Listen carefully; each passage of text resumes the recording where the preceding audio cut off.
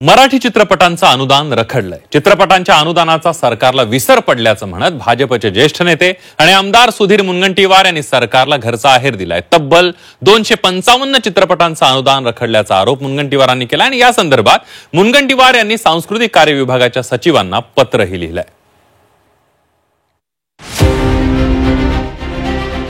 चित्रपटाच्या अनुदानाचा सरकारला विसर। सुधीर मुनगंटीवारांचा सरकारला घरचा आहे। तब्बल 255 चित्रपटांचं अनुदान रखडल्याचा आरोप।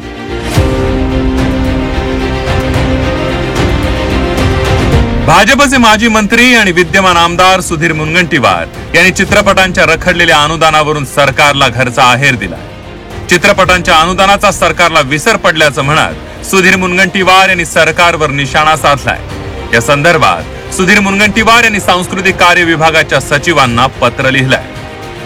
कोरोना काळातील चित्रपटांना सरसकट अनुदान देणं, चित्रपट अनुदान परीक्षण समितीची पुनर्रचना करणं हे निर्णय सुधीर मुनगंटीवार सांस्कृतिक मंत्री असताना घेण्यात आले होते। दरम्यानच्या काळात सरकार बदललं, सांस्कृतिक खात्याचे मंत्रीही बदलले, मात्र मुनगंटीवार यांच्या काळात झालेल्या निर्णयांची अंमलबजावणी झाली नाही।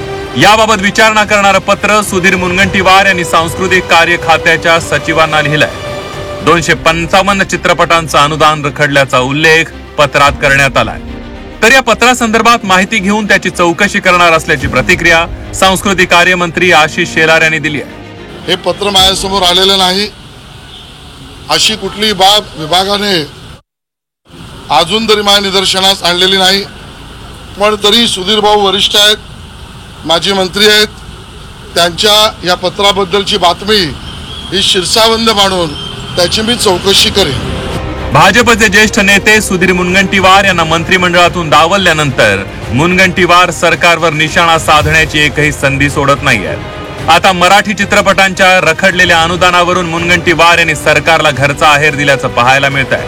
ब्युरो रिपोर्ट, झी 24 तास, मुंबई।